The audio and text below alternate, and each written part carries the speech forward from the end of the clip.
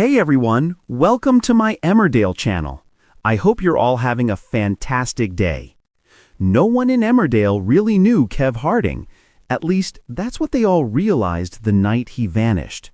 The sun had barely risen when Lydia found his cottage door hanging open, the kettle still warm, and his jacket draped over the arm of the sofa as though he'd simply stepped out for a moment. But the moments stretched into hours, and the hours into rumors. By evening, the village was buzzing with theories, whispers thick enough to choke on, heartbreaking, suspicious, unbelievable, and each one darker than the last. Theory 1, Kev was running from a secret family. The first murmur came from Brenda, who claimed she'd seen a woman with a toddler lurking near the bus stop the day before Kev disappeared. "Spitting image of him," she insisted. "Same eyes, same gimples." People laughed it off, until Lydia found a tiny blue sock beneath Kev's bed. Not his size, not even close. If the theory was true, it meant Kev had been living a double life, one in Emmerdale and another somewhere with a child he'd kept hidden. And the worst part? Lydia had once asked him if he wanted kids, and he'd said, maybe someday.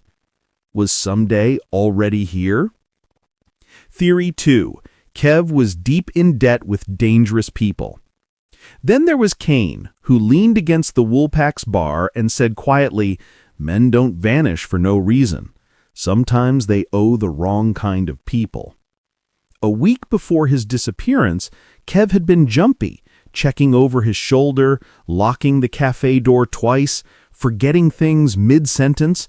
No one thought much of it at the time. But Chaz later revealed that Kev had withdrawn nearly all of his savings in cash. A thick envelope, gone in one day. If criminals were involved, maybe Kev didn't choose to disappear. Maybe he was taken. Theory 3. Kev was grieving a past he never spoke about.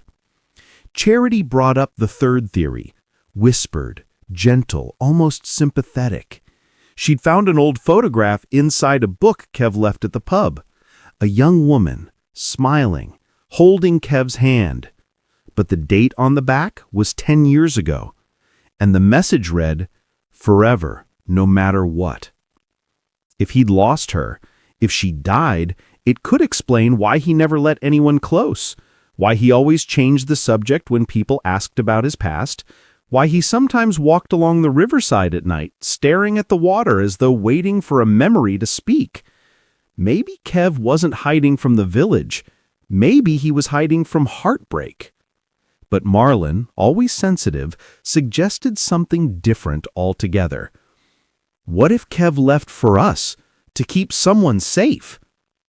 Strange as it sounded, pieces began fitting. The late-night phone calls, the bruises Kev brushed off as work accidents, the way he always walked the long route home as though avoiding someone, or leading someone away. If he'd discovered a threat lurking in Emmerdale, Kev might have sacrificed himself for someone he cared about, someone who still had no idea.